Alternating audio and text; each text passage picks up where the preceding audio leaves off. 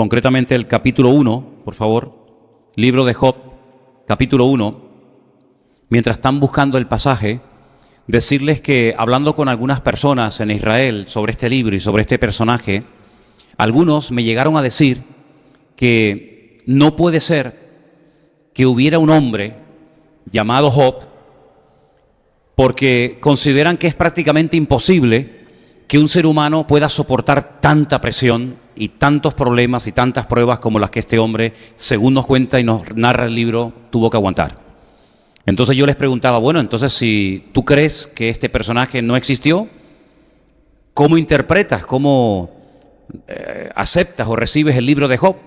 Y algunos me decían, bueno, ese es como una especie de libro alegórico donde se habla de un personaje llamado Job, que según me decían estos no existió, sino que es como una descripción, una narración de todos los sufrimientos por los cuales pasaría el pueblo de Israel. Digo, mira, nosotros creemos en la literalidad del libro de Job y vamos a ver en esta tarde en qué nos basamos para poder decir que Job no es un personaje de ficción, sino es un personaje real que existió de carne y hueso, ¿vale? Y que por supuesto pasó las pruebas más grandes. Yo creo que quitando al Señor Jesucristo en el Nuevo Testamento, la persona que más sufrió, la persona que más fue probada en todas las áreas de su vida, sin lugar a dudas, fue Job. Porque Job no fue solamente probado en un área, digamos en el área familiar, o en el área económica, o en el área, digamos, de la salud, sino que como bien saben ustedes, Job fue probado en todo. Es que no quedó nada de la vida de Job que no fuera zarandeada y que no fuera sacudida. Creemos que hubo un hombre en la zona de lo que hoy en día sería Arabia, la parte oriental de Arabia Saudita, donde vivía este personaje, que se remonta al tiempo del patriarca Abraham. Algunos consideran que es uno de los libros más antiguos de la Biblia. Por supuesto, mucho más antiguo que la ley de Moisés, que se escribió mucho tiempo después. Estamos hablando de un personaje muy importante de la Escritura, y en el capítulo 1 vamos a leer algunas cosas interesantes. Probablemente en este tiempo ustedes lo han leído en algún mensaje, en alguna enseñanza de Anderson, pero vamos a volver a leerlo. Capítulo 1 del libro de Job, presten atención por favor, dice así. Pueden seguir si quieren la lectura en la pantalla. Hubo en tierra de Uz un varón llamado Job, y era este hombre perfecto y recto, temeroso de Dios y apartado del mal. Le nacieron 7 hijos y 3 hijas. Su hacienda era de 7,000 ovejas, 3,000 camellos, 500 yuntas de bueyes, 500 asnas y muchísimos criados. Y era aquel varón más grande que todos los orientales. Versículo 4. E iban sus hijos y hacían banquetes en sus casas, cada uno en su día, y enviaban a llamar a sus 3 hermanas para que comiesen y bebiesen con ellos. Acontecía que habiendo pasado en turno los días del convite, Job enviaba y los santificaba, y se levantaba de mañana y ofrecía holocaustos conforme al número de todos ellos, porque decía Job, quizá habrán pecado mis hijos y habrán blasfemado contra Dios en sus corazones. De esta manera hacía todos los días. Un día vinieron a presentarse delante del Señor los hijos de Dios. Sabemos que eran los ángeles, ¿no? Entre los cuales vino Satanás. Y le dijo el Señor a Satanás, ¿de dónde vienes? Y respondiendo Satanás al Señor le dijo, de rodear la tierra y de andar por ella. Y el Señor le dijo a Satanás, ¿no has considerado a mi siervo Job? Que no hay otro como él en la tierra, varón perfecto y recto, temeroso de Dios y apartado del mal. Satanás le responde al Señor y le dice, ¿acaso Job teme a Dios de balde? ¿No le ha acercado alrededor a él y a su casa y a todo lo que tiene? Al trabajo de sus manos has dado bendición. Por tanto, sus bienes han aumentado sobre la tierra. Pero extiende ahora tu mano y toca todo lo que tiene, y verás si no blasfema contra ti en tu misma presencia. Le dijo el Señor a Satanás, he aquí todo lo que tiene está en tu mano. Solamente no pongas tu mano sobre él. Y salió Satanás de delante del Señor. Y un día aconteció que sus hijos e hijas comían y bebían vino en casa de su hermano el primogénito, y vino un mensajero a Job y le dijo, estaban arando los bueyes y las asnas paciendo cerca de ellos. Y aconteció y acometieron los sabeos y los tomaron y mataron a los criados a filo de espada. Solamente escapé yo para darte la noticia. Aún estaba este hablando cuando vino otro que dijo: fuego de Dios cayó del cielo, que quemó las ovejas y a los pastores y los consumió. Solamente escapé yo para darte la noticia. Todavía estaba este hablando y vino otro que dijo: los caldeos vinieron en 3 escuadrones y arremetieron contra los camellos y se los llevaron y mataron a los criados a filo de espada. Solamente escapé yo para darte la noticia. Entre tanto que este hablaba, vino otro que dijo: tus hijos y tus hijas estaban comiendo y bebiendo vino en casa de su hermano el primogénito, y un gran viento vino del lado del desierto y azotó las 4 esquinas de la casa, la cual cayó sobre los jóvenes y murieron, y solamente escapé yo para darte la noticia. Entonces Job se levantó, rasgó su manto, rasuró su cabeza y se postró en tierra y adoró. Y dijo: desnudo salí del vientre de mi madre y desnudo volveré allá. El Señor dio y el Señor quitó. Sea el nombre del Señor bendito. ¿Cuántos dicen amén? ¿Alguno de ustedes les haría ilusión? ¿Están orando para que las cosas que le sucedieron a Job te ocurran a ti? A veces oramos y decimos: Señor, me gustaría tener la sabiduría de Salomón. Me gustaría tener la fe de Abraham, ese espíritu de obediencia, ¿no? O la valentía de David. Pero ¿alguno de ustedes sinceramente ha orado para tener las pruebas de Job? ¿Por qué? ¿No les hace gracia? ¿Verdad que no? Generalmente tenemos la tendencia los cristianos de huir de las circunstancias que consideramos negativas. Es como un espíritu de supervivencia, ¿no? Es decir, de todo lo malo hay que huir. Y consideramos que a veces las pruebas son malas, cuando la Biblia nos enseña que es todo lo contrario. Las pruebas no son malas. Los problemas que nos buscamos por nuestra mala cabeza sí son malos. Los caminos que transitamos ajenos a la voluntad de Dios no son nada buenos. Pero que el Señor nos pruebe es el mejor favor que nos puede hacer a ti y a mí, aunque no lo entendamos en el momento. Porque yo le comentaba a Anderson en estos días, y es mi opinión personal, cada uno puede tener la suya, ¿no? Que yo no creo que Job supiera lo que estaba pasando en el mundo espiritual con él.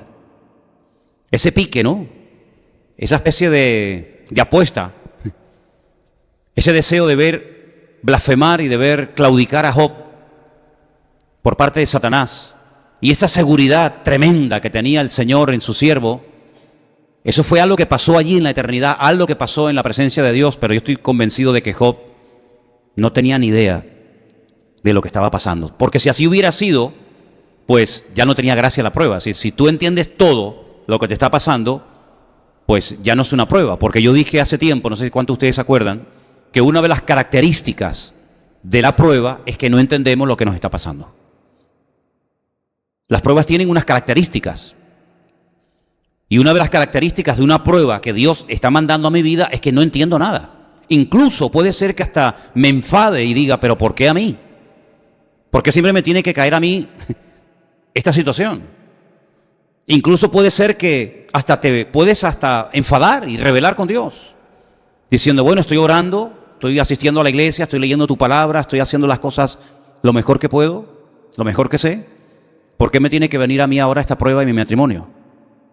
O en mi economía, o en mi salud, o con mis hijos, o con mi esposa, o con mi marido, o con este hermano, yo qué sé, ¿verdad? Y yo creo que Job en ningún momento sabía lo que entre Dios y Satanás habían hablado. Ahora, no cabe la menor duda de que lo que ocurrió en la vida de Job, por esa especie de conversación privada entre Dios y Satanás, hoy en día no se podría dar. No se podría dar. Algunos se preguntarán: ¿y por qué? Porque la posición de Satanás en aquel momento no es la posición de Satanás hoy en día. Satanás en aquel tiempo, como hoy en día, anda suelto. Satanás no está atado en el infierno sin poder moverse. La Biblia dice que él está como un león rugiente buscando a quien devorar. Si estuviera en el infierno quemándose y siendo destruido, no podría estar dando vueltas por la tierra como un león rugiente buscando a quien devorar. Pero Satanás hoy por hoy es un ser vencido por la sangre y el nombre de Cristo. Y en aquel momento Satanás todavía no había sido vencido por la cruz del Calvario, por la cruz de Cristo, por el sacrificio de Cristo, como hoy en día lo es. Digamos que es como una especie de preso en libertad condicional. ¿Cuántas personas en Estados Unidos están esperando el día de la ejecución? Y a veces pasan años. Eso sí que es una tortura, ¿eh? Que llegues al juicio, que te digan culpable, condenado a muerte, pero pasen 20 años o 15 o lo que sea, comes todos los días, creo, no lo sé si puedes recibir alguna visita, puedes ver la televisión, puedes salir al patio, etcétera, pero estás condenado a muerte. Puedes vivir una vida, entre comillas, normal, si se puede llamar así, pero estás condenado a muerte. Satanás en aquel tiempo no estaba todavía derrotado, había sido expulsado de la presencia de Dios. Fíjense el nombre que aparece para hacer referencia de él en el capítulo 1. No se le llama el gran querubín protector, ¿verdad? Sino ya se le llama como Satanás, como ese adversario, como ese enemigo que ya ha sido expulsado de la presencia del Señor. Creo que ya todos ustedes más o menos saben el motivo o los motivos por los que el Señor le dijo, tú no puedes estar en mi presencia, ¿sí o no? ¿Verdad? Creo que ya todos sabemos por qué en el capítulo 1 del libro del Génesis, que es el primer capítulo y el primer libro de la Biblia, te lo encuentras allí. Cuando tú dices, pero ¿qué hace aquí? Porque no nos cuenta el capítulo 1 del libro del Génesis que fue creado por el Señor en aquellos días. Como fue creado Adán, como fue creado Eva, como fueron creadas las cosas, pero allí está. Por lo tanto, ya Él existía previo a la creación de Adán y de Eva. Y ya Él había caído, Él ya estaba en tierra, Él no estaba en la presencia del Señor. Él ya no era un ser protector maravilloso, sino que Él ya era alguien que quería hacer caer al hombre en tentación. Ya lo vemos ahí tentando a Eva. Y después Eva tentando a su marido, ¿verdad? Así que ya en el capítulo 1 del libro de Job, ya él no está como el arcángel encargado de todo lo que es la alabanza y la adoración en el cielo, delante del trono de Dios, pero se ve que todavía tiene acceso. Dice que los hijos de Dios, ese nombre no les confunda, porque si tú tienes en tu mente ese capítulo y ese versículo de Juan 1:12, que dice que los que reciben al Señor y le confiesan como su Salvador, reciben el título de hijos de Dios. Si tú con esa información te vas a interpretar Job capítulo 1, te puedes hacer un lío, porque los hijos de Dios en aquel momento era la expresión que se utilizaba para hablar de los ángeles, no de ti y de mí, no de creyente, de gente que ha nacido de nuevo, sino era un título que en aquel momento, no hoy, en aquel momento recibían los ángeles, los hijos de Dios. Y dice que él se metió en medio de los hijos de Dios. Se ve que todavía, a pesar de que había sido expulsado, se ve que todavía tenía acceso a la presencia de Dios y podía hablar con Dios. Y Dios hablaba con él.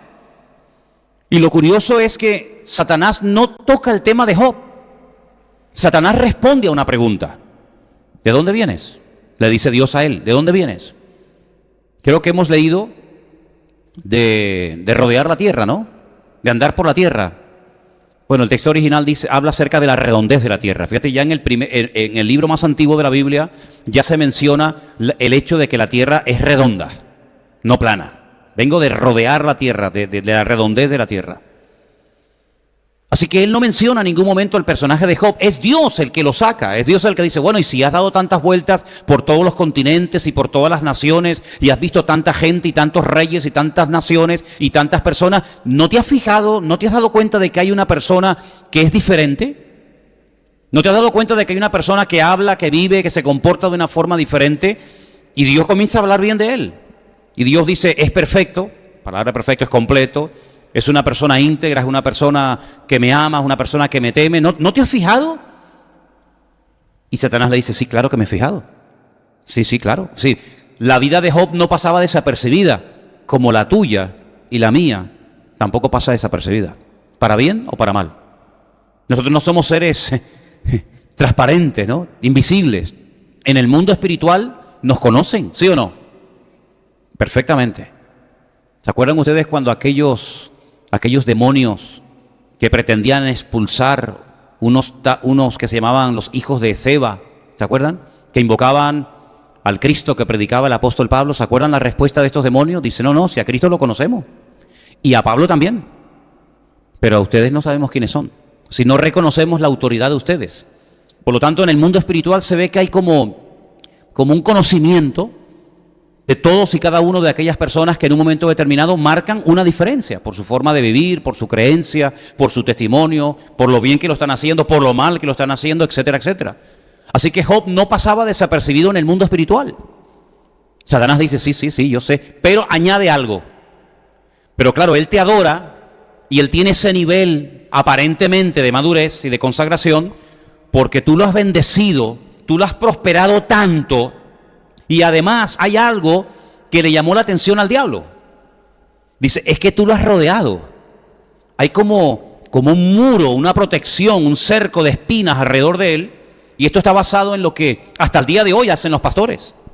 Cuando están en el campo, para proteger a los rebaños de lobos o de osos o de cualquier otra alimaña, de cualquier otro animal, tejen con espinas alrededor de los rebaños durante la noche, pero espinas bien grandotas, para que los animales no entren y dañen y maten a los corderos, a las ovejas.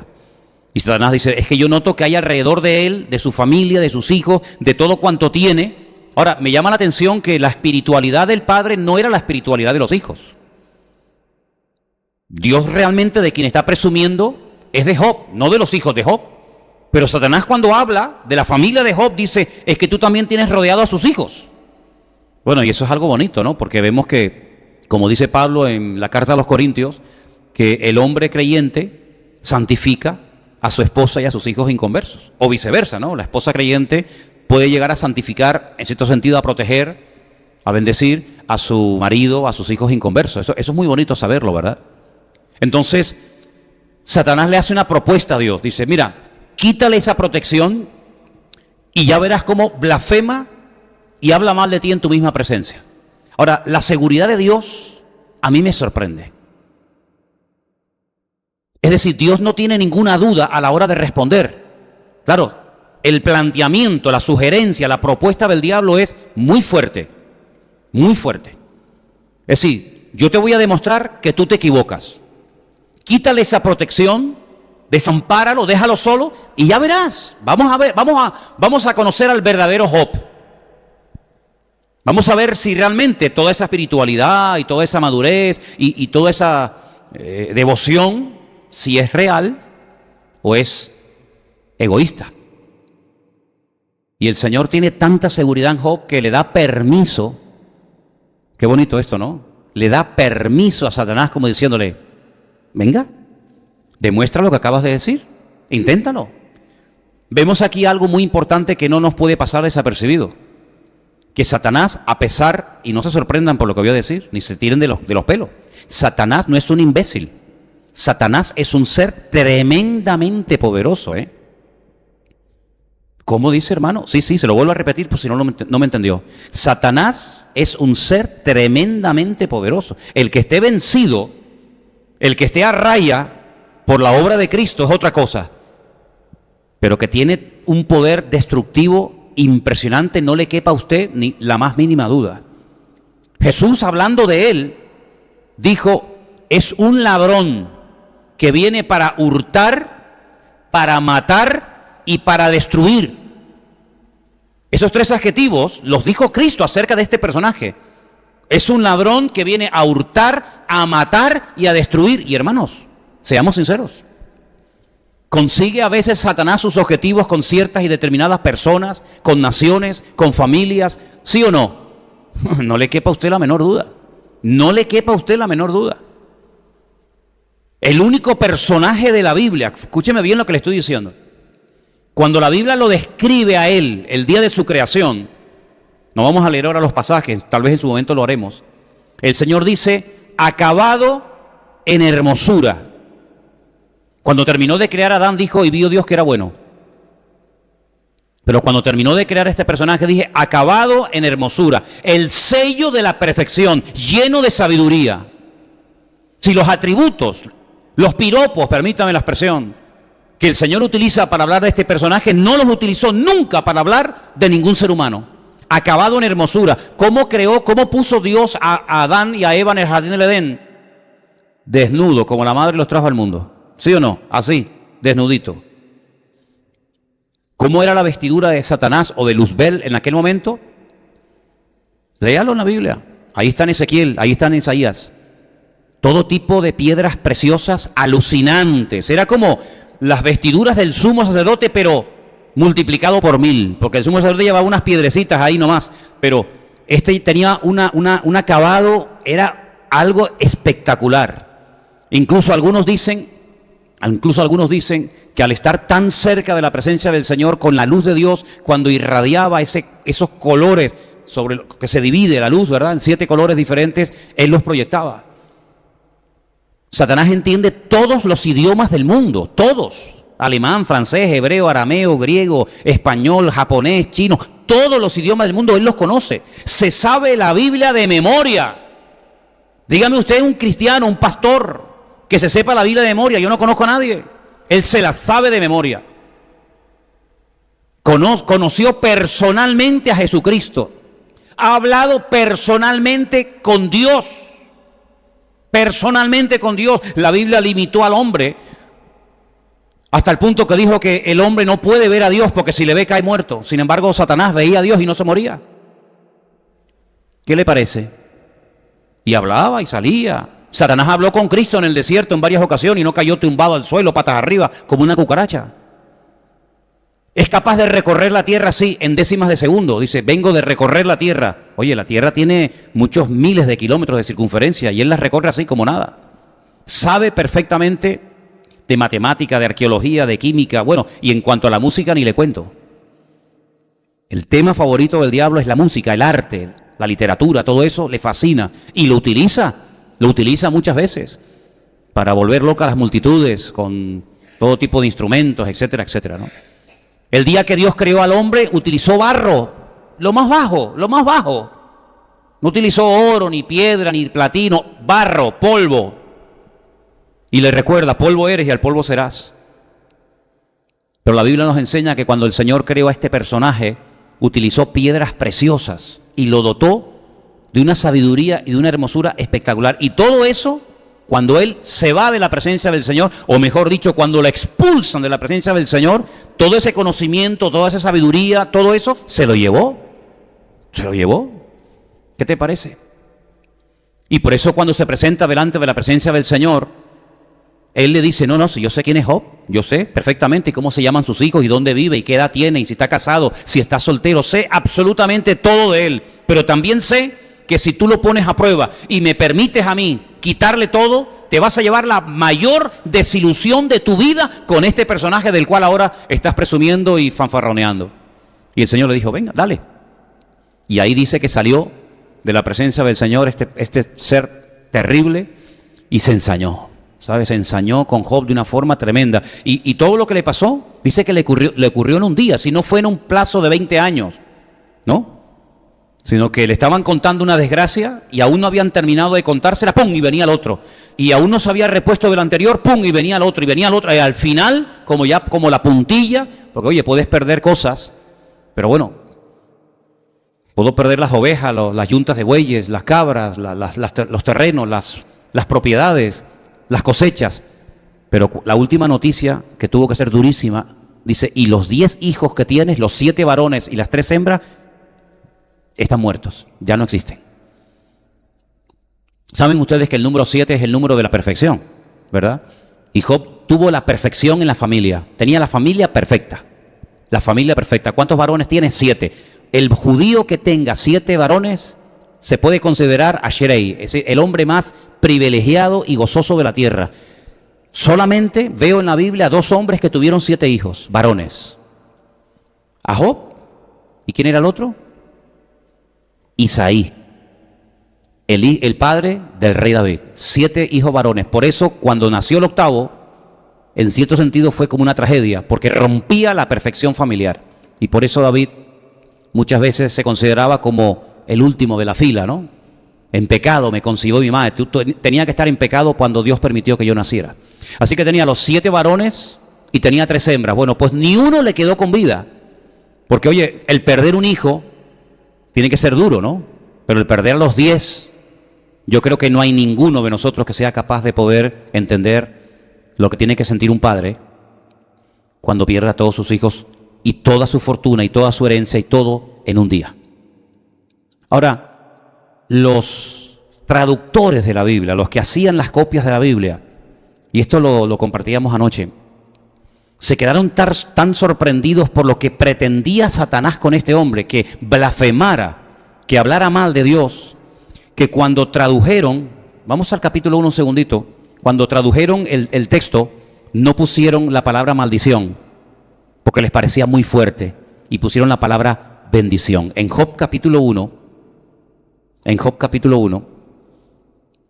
versículo 12, le dijo el Señor a Satanás: he aquí todo lo que tienes está en tu mano, solamente no pongas tu mano sobre él. Salió Satanás de delante de la presencia del Señor. Pero lo interesante es que lo que Satanás quería es que maldijera el nombre del Señor. Y les pareció tan fuerte que Job pudiera llegar a maldecir el nombre de Dios, que en las copias de la Biblia no aparece la palabra maldición, sino la palabra bendición, porque les parecía, ya digo, muy duro que Job pudiera llegar a maldecir el nombre del Señor. Así que en nuestra Biblia pone, porque es así, el objetivo era que maldiga a Dios, que hable mal de Dios. Sin embargo, en las Biblias, en los textos que tenemos del hebreo, aparece la palabra bendición, porque ya digo, les parecía muy fuerte que un hombre, después de pasar por esas pruebas, terminara maldiciendo al Señor. Ahora, a mí me da la impresión de que el que llevaba ahí en esa casa la espiritualidad y el orden, realmente quien lo llevaba era Job, porque yo no veo a la mujer de Job una mujer muy espiritual. ¿Ustedes la ven muy espiritual? ¿Y a los hijos? Yo veo a los hijos que están todo el día de fiesta. Claro, eran hijos de papá, eran ricos, eran millonarios. Hermano, la lista de lo que tenía Job, hoy en día mucha gente no lo tiene. Tenía miles. Todo lo que Job tenía siempre habla de miles. Miles de no sé qué, miles de no sé cuánto, miles de edad. Era un hombre tremendamente multimillonario, tremendamente rico. Ahora, no nos confundamos, una cosa es tener y otra cosa es ser. Y Satanás creía que por lo que tenía, Job era un hombre espiritual. Sin embargo, Job dejó bien claro para toda la historia de la humanidad, hasta nosotros hoy en día, que él no era maduro por lo que tenía, sino él era maduro y espiritual por lo que era y por el Dios al cual él conocía. Ahora, yo me he preguntado, ¿de dónde sacó este hombre esta madurez? Porque este hombre nunca fue a ningún culto.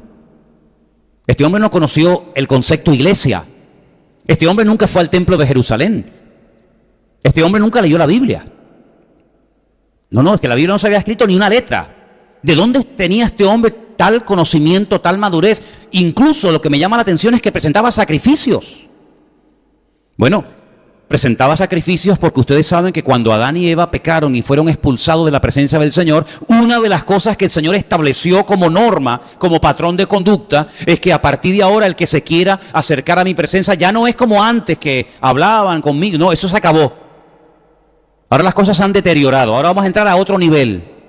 Y el nivel es que si no hay derramamiento de sangre y no hay un sacrificio y no hay un holocausto de por medio, no hay relación. Y eso se le quedó grabado al ser humano. Por eso Caín, a pesar de cómo era, él lo hacía. Y Abel también lo hacía. Y otros personajes de la Biblia, como Abraham, como Isaac, como Jacob, etc. Pero fíjate que este hombre sabía que él podía interceder por la vida de sus hijos. Dice, por si acaso, no es que lo hubieran hecho, cuidado, no es que sus hijos fueran un desastre, como por ejemplo algunos de los hijos de David fueron un desastre, ¿verdad? O como los hijos de Samuel, ¿se acuerdan? Los hijos de Samuel le dijeron a los ancianos, oye, nómbranos a un rey, porque como tus hijos se queden en lugar tuyo, van a llevar al país a la ruina. O como los hijos del sacerdote Elí, ¿os acordáis? Ofni y Fines. La Biblia no dice que los hijos de Job fueran malos, pero Job decía, y si en esos banquetes, si en esas comilonas, si en esas fiestas donde corre el vino a raudales, mis hijos han hecho o han dicho algo incorrecto, yo por si acaso voy a orar por ellos y a presentar sacrificios cada día delante de la presencia del Señor. Qué bonito, ¿no? Qué bonito, por si acaso. ¿Saben lo que pensaba cuando leía eso? Cuando un día el Señor le dice a Pedro, Pedro, ¿sabes una cosa?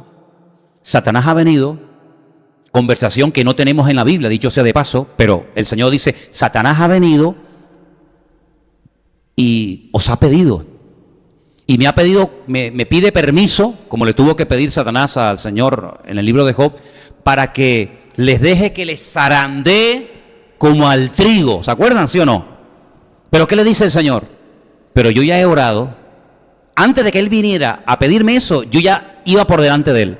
Yo ya he orado para que tu fe no te falle, y una vez que seas confirmado, vete y confirma y anima y comparte la bendición y la restauración a tus hermanos. ¿Cuántos dicen amén? Qué bonito, ¿no?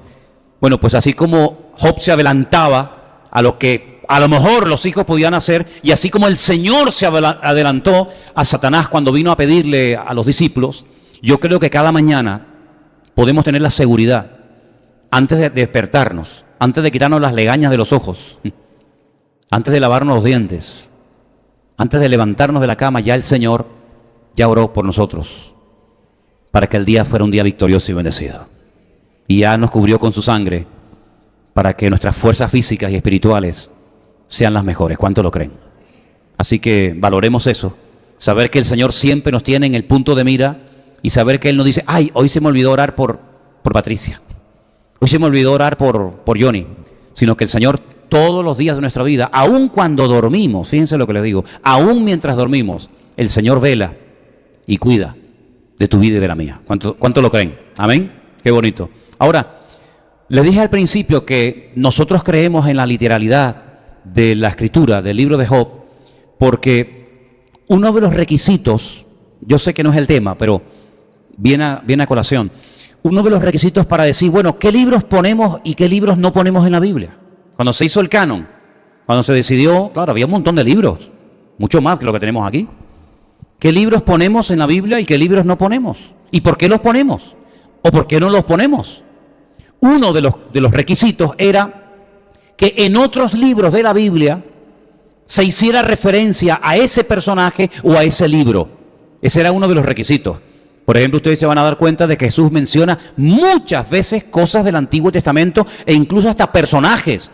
Jesús, por ejemplo, mencionó a Abraham, ¿sí o no? Él dijo, yo soy antes de Abraham. Luego, si él dice, yo soy antes de Abraham, y menciona el nombre propio de Abraham, quiere decir que le está dando credibilidad al hecho de que un día en la historia hubo un señor, un hombre llamado Abraham, si no, no lo hubiera mencionado. ¿Se acuerdan cuando él dijo, y así como Jonás estuvo en el vientre de la tierra,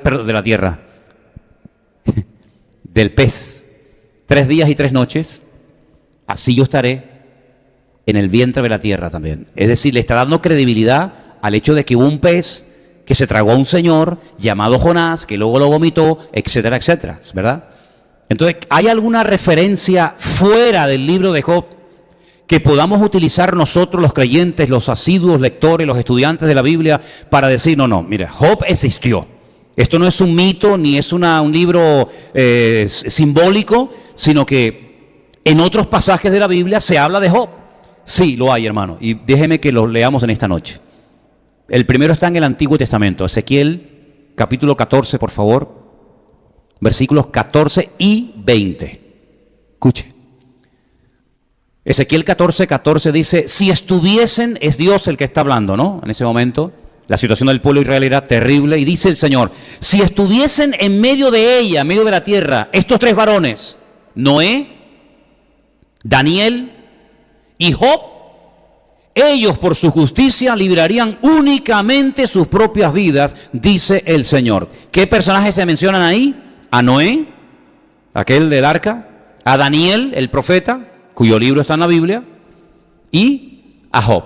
Luego no son mitos, sino son personajes reales que existieron, y se le menciona.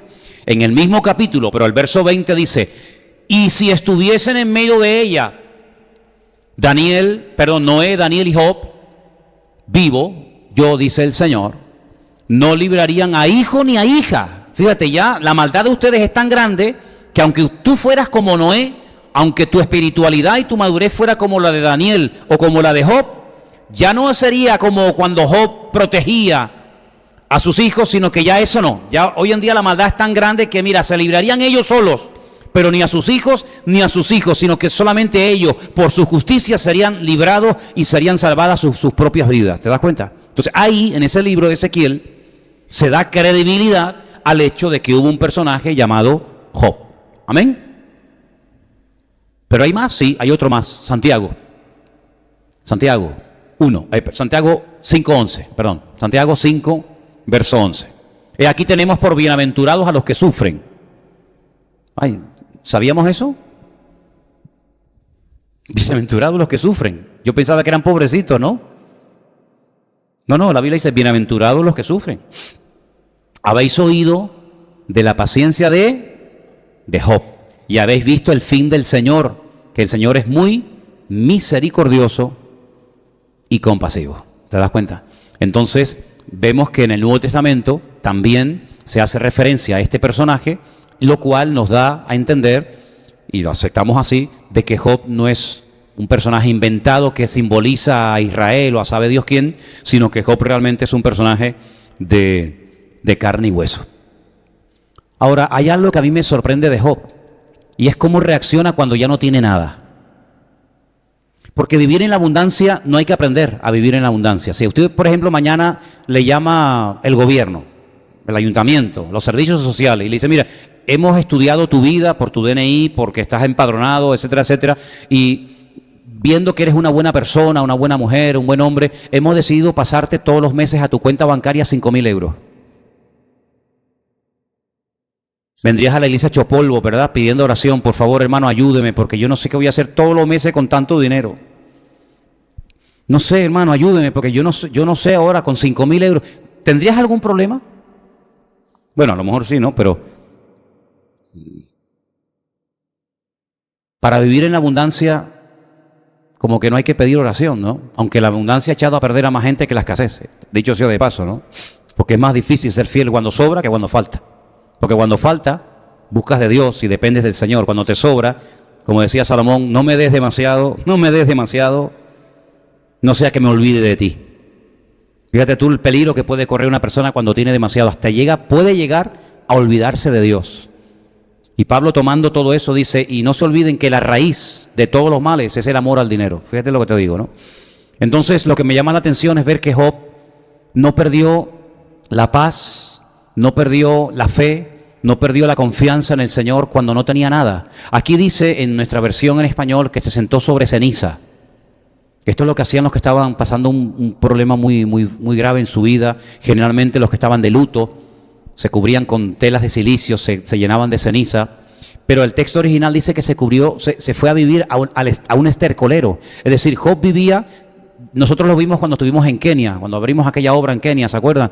Enfrente de una iglesia evangélica, bueno, Armando lo sabe porque estuvo allí conmigo, enfrente de una iglesia había ¿cómo se llama? Un vertedero de basura inmenso, donde la gente iba y rebuscaba basura y entraban perros y animales y aves y de todo. Esa era la condición en la que vivía Job. Si de ser el hombre más rico, imagínense, no sé, por decir a alguien, ¿no? Bill Gates. Imagínenselo aquí en un vertedero de basura, hecho polvo, enfermo, tirado, sin un duro, sin amigos, sin familia, sin nada, viviendo en un vertedero de basura. Sí, el cambio fue brutal, pero no un cambio que fue poco a poco hasta llegar ahí, sino de la noche a la mañana, hermano, de la noche a la mañana, de tenerlo todo a perderlo todo, familia, hijos, salud, absolutamente todo. Llegó a contraer una enfermedad que aquí dice que era como una especie de sarna, pero realmente la palabra que aparece es como pústulas que supuraban pus. Era algo tan, permítame la expresión, tan asqueroso, que cuando llegaron los amigos de Job, benditos los amigos, porque si esos son los amigos, ¿cómo serían los enemigos, no? Cuando llegaron los amigos de Job, dice que estuvieron una semana mirándose entre ellos, diciendo, ¿y qué le decimos? Dice que no sabían ni qué decirle. Lo mal que lo verían. Sin familia, sin hijos, sin salud, sin nada, pero con algo que fue lo que lo sostuvo y lo mantuvo, su confianza y su fe en el Señor. ¿Cuántos dicen amén? Hermanos, que si la vida nos golpea y perdemos capacidad económica o física o lo que sea, que el diablo nunca nos logre arrebatar nuestra confianza y nuestra fe en el Señor. Porque las cosas van y vienen, ¿verdad? Pero nuestra confianza en el Señor tiene que estar por encima de que se me rompió el coche, por encima de que la maldita lavadora no me funciona y el chiquillo me suspendió todo en el colegio y ahora no tengo trabajo. Mire, nuestra fe tiene que estar por encima de todas esas cosas. Amén, hermanos. Pablo decía, he acabado la carrera, he peleado la buena batalla, pero he guardado la fe. Gloria a Dios. Quiero en esta noche llevarles a Romanos capítulo 8, los versículos del 35 en adelante. Romanos 8, del 35 en adelante, lo tenemos ahí en la pantalla. ¿Lo tienen, hermanos? ¿Quién nos podrá separar del amor de Cristo? No dice qué, dice quién. Y ahora comienza a mencionar cosas como si fueran cosas, como si fueran personas. Porque podía haber hecho la pregunta, ¿qué nos puede separar del amor de Cristo? No, dice quién. Como dando a entender que detrás de la tribulación, por detrás de la angustia, por detrás de la persecución, siempre está la misma mano negra del diablo. Porque por detrás de aquellos animales que se morían así de repente, por detrás de aquellas casas que se derrumbaban, por detrás de aquellos niños de aquellos jóvenes que se morían, por detrás de aquellas cosechas que así de golpe y porrazo se pudrían, siempre había alguien, y ese alguien siempre es el mismo, el ladrón, el que viene a hurtar, a matar y a destruir. Por eso él dice, ¿quién nos podrá separar? Y ahora menciona cosas, ¿no? Tribulación, angustia, persecución, hambre. Oye, un cristiano puede pasar hambre, ¿y a usted quién le dijo que no? Ay, hermano, no me diga eso. Bueno, yo no sé lo que a usted le enseñaron ni me interesa. Yo lo único que sé, que Pablo cuando menciona la lista de sus sufrimientos personales, como siervo de Dios menciona los ayunos y el hambre. Y si no, léalo. Dice, yo he pasado hambre por Cristo. Porque ayunar no es pasar hambre, aunque se pasa hambre, ¿no? Pero uno no ayuna para pasar hambre. Y Pablo dice, muchos ayunos y hambre también ha pasado por el Señor. Y ahí él dice que hambre, desnudez, peligro, espada, es decir, guerra, conflictos armados, como está escrito, y ahora se remite a la palabra, eso es muy bueno saberlo, por causa de ti somos muertos todo el tiempo, somos contados como ovejas de matadero. Antes, en todas estas cosas, dice Pablo, somos más que vencedores por medio de aquel que nos amó. ¿Y quién fue el que nos amó? El Señor Jesucristo. Por lo cual estoy seguro, esa seguridad no hay que perderla nunca. No podemos ser dubitativos en cuanto a nuestra fe. Hoy sí, mañana no, ahora creo no. Estoy seguro, si no me muevo de aquí, que ni la muerte, ni la vida, fíjate, los dos polos opuestos, ¿no? La muerte y la vida, ni ángeles, ni principados, ni potestades, esos son demonios, Porque Pablo en Efesios 6 dice, principados, potestades, gobernadores de las tinieblas, ¿sí o no? Ahí lo menciona, ni principados, ni potestades, ni lo presente, ni lo porvenir. ¿Por qué no menciona el pasado? ¿Se lo olvidó? No, es que usted y yo no tenemos pasado. El Señor lo perdonó y lo olvidó y lo echó a lo profundo de la mar. El pasado está en su cabeza, está en su mente, pero no en la mente de Dios. Ay, es que yo fui malo, es que yo hice. Bueno, usted lo dirá, pero Dios perdona siempre. Que hay arrepentimiento y Dios olvida siempre. ¿Cuántos dicen amén? Por eso él menciona el presente y el futuro. El pasado no, porque el cristiano no tiene pasado. Ni lo alto, ni lo profundo, ni ninguna otra cosa creada. Ahí aglutina, por si algo dice, ay, no mencionó esto, no mencionó lo otro. Bueno, pues mira, voy a decirlo claro. Ninguna cosa creada. Y ahí ya entra todo. Nos podrá separar del amor de Dios que es en Cristo Jesús, Señor nuestro. ¿Cuántos dicen amén? Miren, hermanos, Job lo perdió todo, es verdad. Incluso su esposa, que yo creo que la Biblia ni nos da el nombre porque, ¿para qué? Para que tal vez nadie corra la tentación de ponerle a una hija, ¿no? ¿Qué creyente le pondría a una hija Jezabel? ¿Usted le pondría Jezabel a una niña? Una vez me dijo alguien, es que es un hombre muy bonito. Digo, sí, pero si tú supieras quién fue Jezabel, ¿verdad? Caín. ¿Cómo le va a poner al niño? Ay, le voy a poner Caín. O aquel peor todavía, Tubal Caín. No, que ya suena como, ¿no? Como a poseído, ¿no? ¿Cómo se llama el niño? Tubal Caín, madre mía. El niño con los ojos en blanco, ¿no? ¿Verdad? Ni se menciona, pero fue aquella que le dijo a su marido, ¿cómo es posible que después de todo lo que te ha pasado y nos está pasando, cómo es posible que no hayas cambiado ni un ápice? ¿Cómo es posible que te mantengas ahí firme?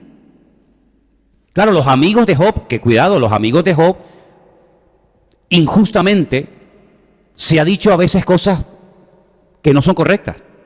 Los amigos de Job tenían un conocimiento de Dios Impresionante. No eran inconversos que venían y se inventaban. No, mira, esa canción, ¿saben esa canción? Ahora la vamos a cantar cuando termine la reunión. Esa canción que yo cogí la letra y le puse música. Si tú dispusieres tu corazón, ¿saben? Esa es una letra impresionante. Es una letra, eso es una letra tremenda. A mí hace un tiempo me dijo un hermano, ay, ¿sabes que hay una canción tuya que está en la Biblia? Digo, no, es al revés. Es al revés, yo la saqué de la Biblia. David no me copió, yo le copié a él, ¿no? Bueno, esas palabras son de uno de los amigos de Job. Tenían un conocimiento de Dios tremendo, la madurez, la profundidad. Oye, es que muchas veces, les digo sinceramente, hermano, y es la pura realidad, el libro más difícil de interpretar de la Biblia no es el Apocalipsis, no es Daniel, es el libro de Job. Es que a veces no sabes quién está hablando, si está hablando Dios, si está hablando Job, si está hablando estos hombres. Es que eran hombres con una madurez tremenda, pero había algo que no entendían. Era algo que no les cabía en la cabeza. ¿Cómo es posible que si tú eres tan bueno y tan santo y tan maduro y tan espiritual te esté pasando lo que te está pasando? No les entraba en la cabeza, porque ellos relacionaban abundancia y prosperidad y tener con ser una persona bendecida.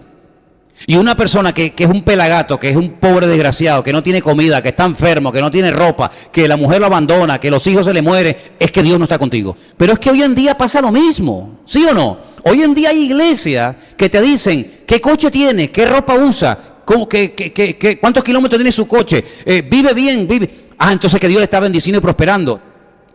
Pero como usted a lo mejor tenga el más mínimo problema, no, entonces tú no tienes. Pero ¿acaso toda prosperidad viene de Dios? ¿El diablo es pobre o es rico? Pregunto yo. ¿El diablo es pobre o es rico? La única vez que dijo una verdad es cuando le dijo, si te postras todos los reinos de la tierra te los doy. Porque a mí me los ha dado ¿quién? Dios. Dice, tú eres el príncipe de este mundo. Yo soy el rey del universo, pero tú eres el príncipe de este mundo.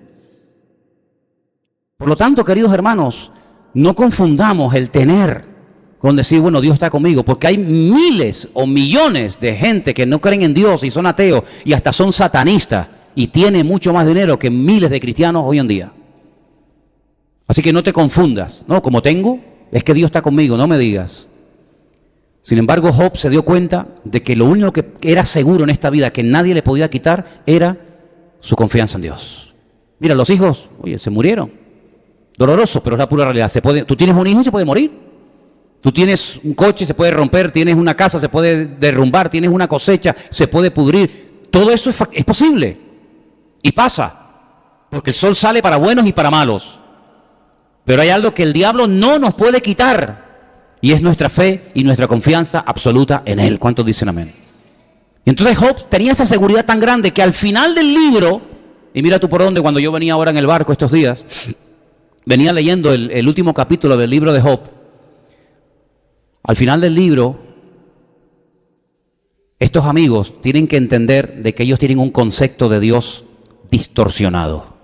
Dios sí puede hacer cosas que a ti ahora no te entran en la cabeza, pero Dios sí quiere, como Él dijo, Dios te puede dar o Dios te puede quitar.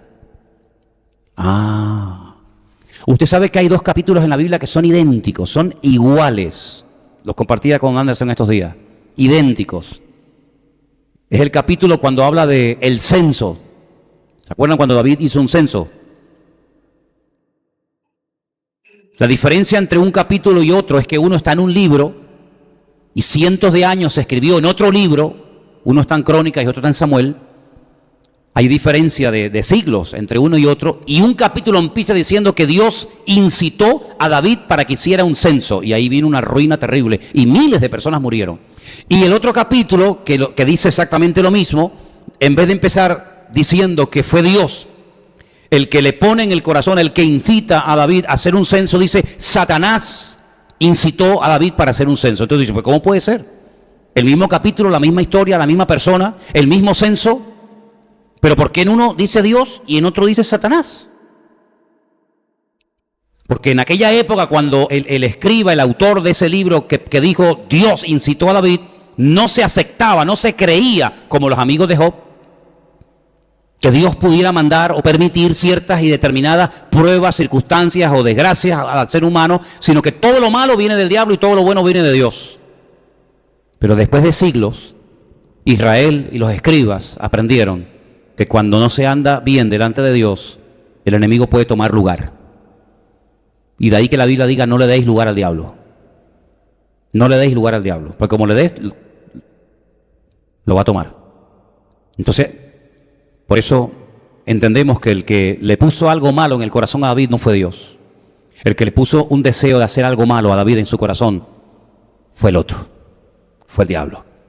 Pero en aquel momento de la historia, los amigos de Job, que eran creyentes, eran gente madura, con un conocimiento de Dios elevadísimo, no les cabía en la cabeza que si él era tan bueno, se le pudiera morir los 10 hijos de golpe en un día.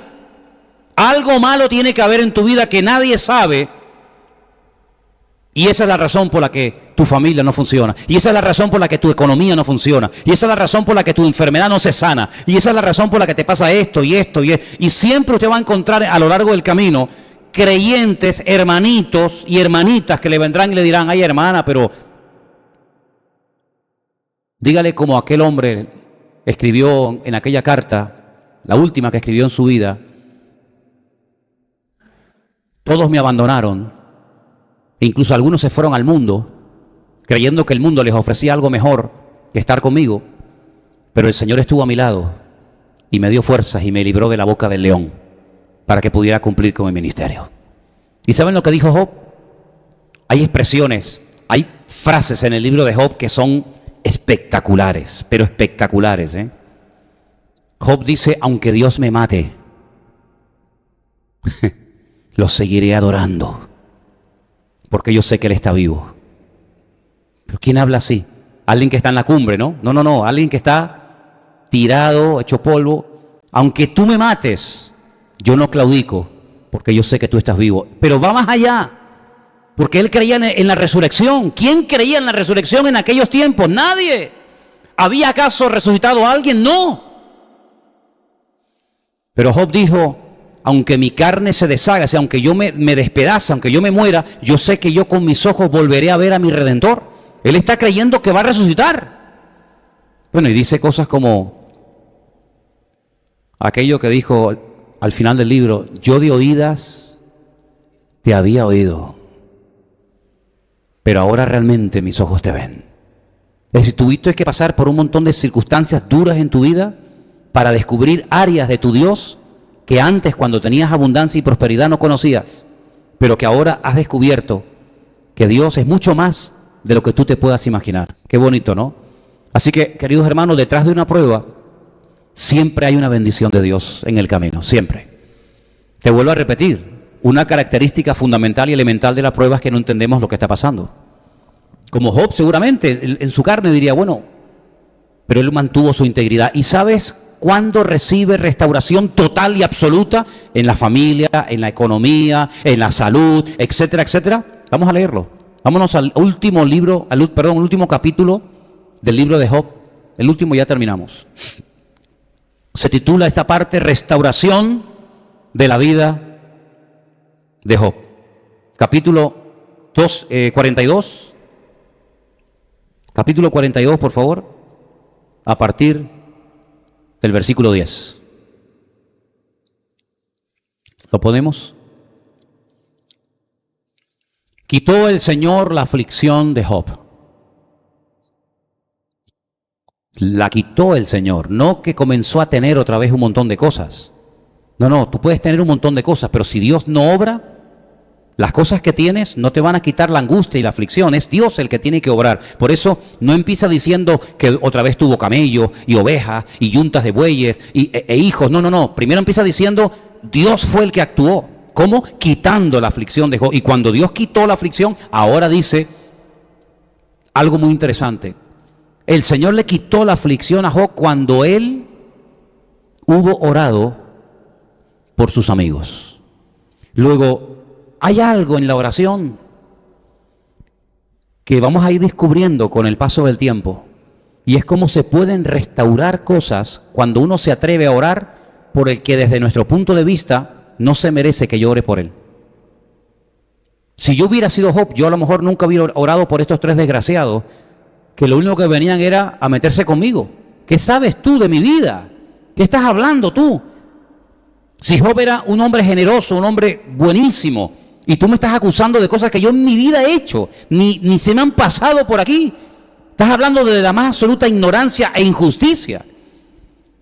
Sin embargo, Job no guarda ese rencor, ese resentimiento, porque el rencor y el resentimiento te llevan a la amargura, y la amargura te lleva a la depresión, y la depresión te lleva a la muerte. Entonces dice la Biblia que cuando él ora por sus amigos, no dice por sus enemigos, dice por sus amigos, es cuando el Señor aumenta al doble todas las cosas que habían sido de Job. Gloria a Dios. Oye, ¿no será que a lo mejor tienes que perdonar de verdad y orar de verdad para que Dios traiga restauración? Imagínate que así fuera. Imagínate que lo estás pasando mal en la economía, en la familia, en todo, y ahora resulta, no me lo quites, déjalo ahí, el anterior. Y ahora resulta que vemos a Job orando por esta gente que no le ha hecho ningún favor a Job, ninguno. Pero él cuando ora, Dios lo restaura. Oye, ¿por qué no lo haces tú? Si no pasa nada, bueno, no voy a pecar por haber orado por el que no se lo merece. No voy a pecar por orar por alguien que me criticó, por alguien que me hizo daño. No vas a pecar. Oré por él y ya está. Pero imagínate que haciendo esa oración de perdón y bendiciéndolos, viene una restauración a tu vida. Oye, pues te puedes estar perdiendo muchas bendiciones. Entonces, inténtalo por si acaso. ¿Cuántos dicen amén? Ok. El Señor quitó la aflicción, ahora sí, el 11. Vinieron a él todos sus hermanos, ahora vienen, ahora, ¿no? Antes no se le acercaban ni las moscas. Bueno, los perros le lamían las heridas a aquel pobrecito que estaba lleno de llagas en el Nuevo Testamento, ¿te acuerdan? Uno que también se llamaba Lázaro. Pero en el caso de Job no se le acercó nadie, ni los perros. Pero ahora sí, ahora vienen los hermanos. Ah, mira, tenía hermanas. Oye, mira, ahora nos enteramos al final del capítulo, al final del libro nos enteramos que tenía hermanas. Oye, qué cosa, ¿no? Vienen sus hermanas, todos los que antes le habían conocido, comen con él pan en su casa, ahora no les da asco estar con él, qué cosa, ¿no? Se condolieron de él, le consolaron de todo aquel mal que el Señor había traído sobre él, y cada uno de ellos le dio una pieza de dinero y un anillo de oro. Qué generosos se han vuelto, ¿eh? Qué generosos se han vuelto. Y entonces el Señor bendijo el postrer estado de Job más que el primero, porque tuvo 14,000 ovejas, suma las que tenía al principio y mira ahora, ya verás, 6,000 camellos, 1,000 yuntas, sí, son 2,000 yuntas de bueyes, 1,000 asnas, tuvo 7 hijos y 3 hijas, la familia perfecta, los 7 hijos y las 3 Marías, Llamó el nombre de la primera Jemima, el de la segunda Kesia, el de la tercera Keren Habut. Y no había mujeres tan hermosas como las hijas de Job en toda la tierra. Y les dio su padre herencia entre sus hermanos. Versículo 16. Después de esto vivió Job 140 años. Y vio a sus hijos, a los hijos de sus hijos, hasta la 4ª generación. Y murió Job, viejo, hombre, y lleno de días. ¿Cuántos dicen amén?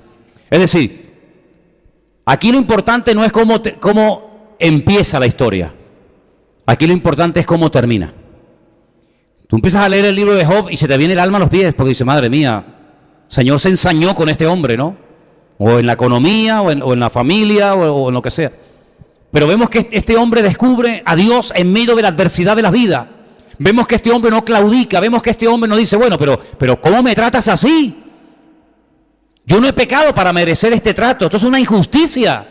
No, vemos que Job, hay momentos que habla con Dios, hay momentos que le cuestiona a Dios, él no se queja ante los hombres, él va a Dios y le hace preguntas, y entonces cuando termina dice Dios, ¿ya terminaste?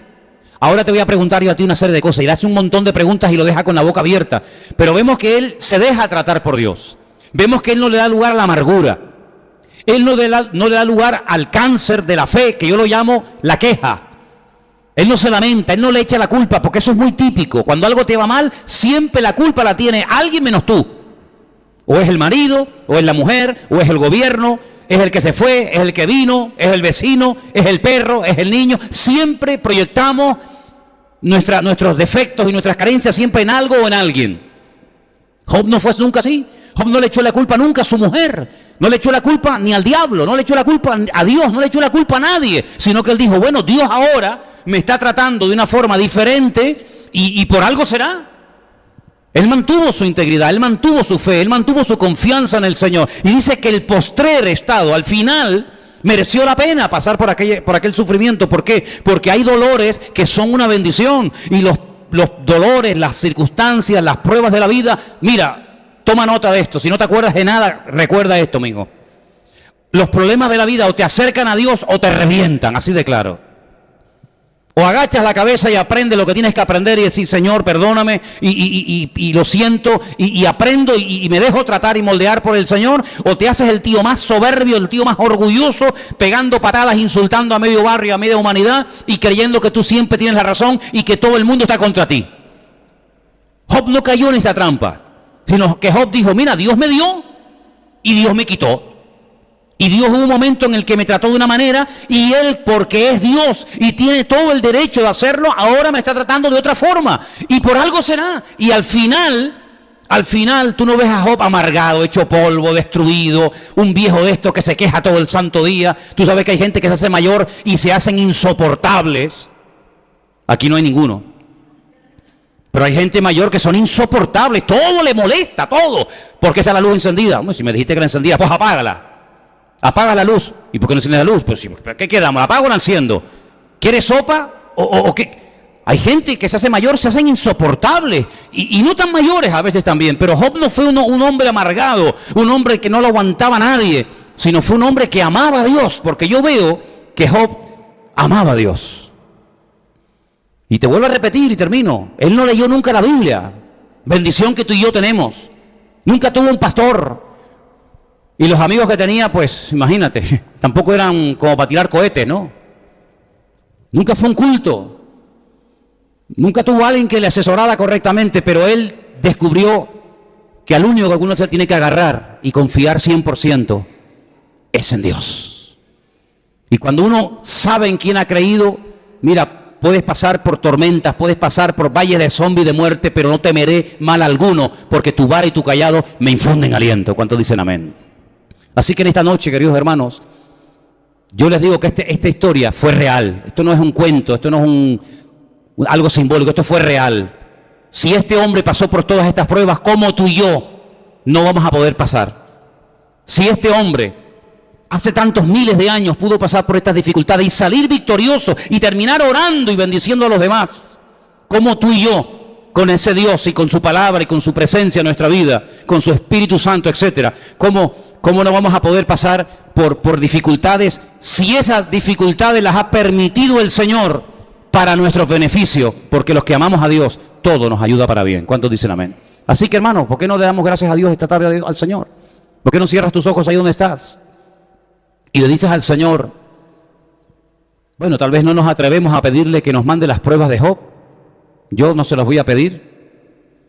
Pero sí podemos atrevernos a pedirle al Señor, Señor, dame la confianza, dame la perseverancia y dame el espíritu de Job que consistía en saber que Dios está conmigo. Dios está conmigo. Dale gracias a Dios. Que no tengas que tocar fondo para acordarte de Dios. Que no tengas que caer postrado en una cama de un hospital enfermo para acordarte de Dios. Que no tengas que perder o enterrar a un hijo para acordarte del Señor. Dale gracias a Dios por lo que tienes, aunque te parezca poco. Dale gracias al Señor. Porque el Señor nunca te ha abandonado y nunca lo hará. Porque la Biblia dice que aunque nosotros le seamos infieles, Él siempre permanecerá fiel. Te damos gracias por este libro, que lo tenemos en la Biblia para poder leerlo y escudriñarlo y aprender cosas de él. Te doy gracias por el ejemplo de este hombre, Señor. Nosotros, yo por lo menos no me puedo comparar en nada con él, pero sí te pido, Señor, que si vienen pruebas y dificultades a nuestras vidas, nos ayudes a superarlas, y a no perder nunca la fe y la confianza en ti, Señor. Porque sabemos que tú tienes todo bajo control y que tú nos amas. Por encima de todo, tú nos amas. Y nunca vas a permitir que a nuestra vida vengan cosas que nos destruyan, sino que todo va siempre a glorificarte y a obrar para bien. Y yo te pido que hasta de lo malo tú seas glorificado, Señor, y podamos aprender a fuego las lecciones de la vida para que te seamos fieles hasta el último momento de nuestra existencia. Te damos gracias por esta palabra en esta tarde. Recibe toda la gloria y la honra en el nombre de Jesús. Amén.